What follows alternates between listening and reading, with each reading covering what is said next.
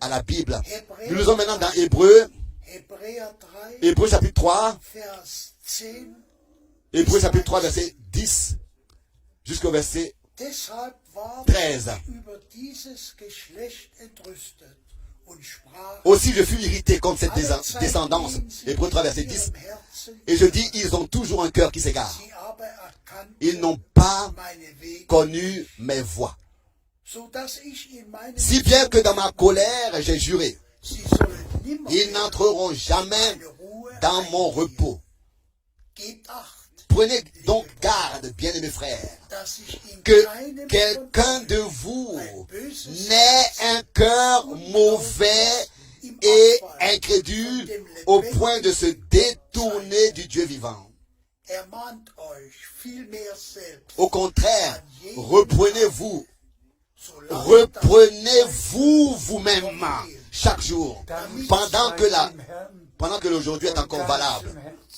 Loué et remercié soit le nom du Seigneur. L'incrédulité aussi ici est mentionnée. Bien-aimés frères et sœurs,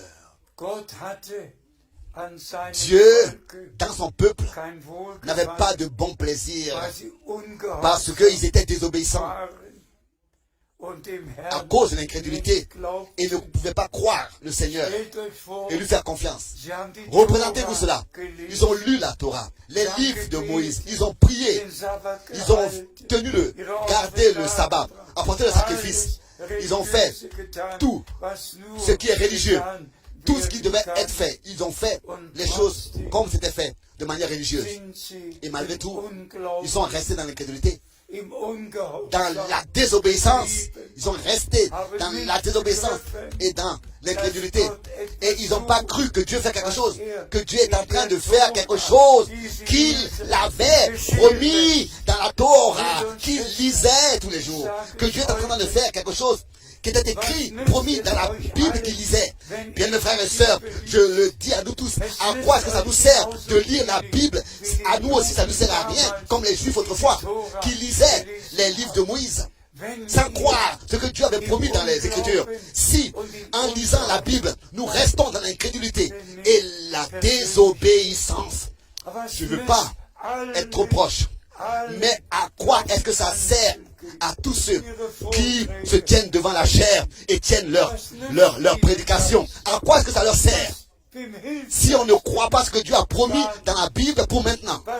À quoi est-ce que ça sert à tous ceux qui lisent la Bible, qui vont aux écoles dites bibliques?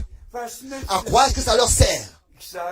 Je le répète encore une fois, avec une douleur intérieure profonde. Les Juifs, le peuple d'Israël, c'est même attendu à ce que le Messie vienne. Mais quand il vint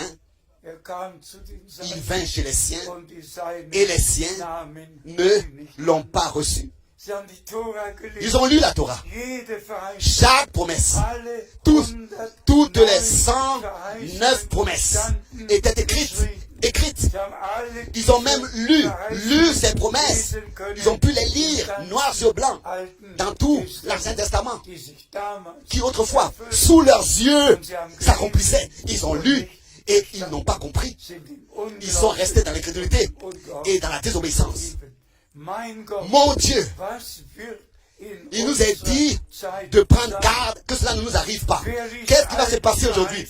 Qui lit toutes les promesses? Qui lit toutes les Écritures? Qui? Bien mes frères et sœurs, le temps est venu. Le jugement commence dans la maison de Dieu. Est-ce que tu te tiens véritablement dans la foi?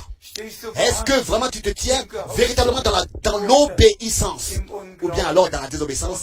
Parce que tu te tiens en fait dans l'incrédulité et la désobéissance. En lisant la Bible, que Dieu nous accorde sa grâce. Celui qui est vraiment de Dieu, écoute maintenant la voix de Dieu.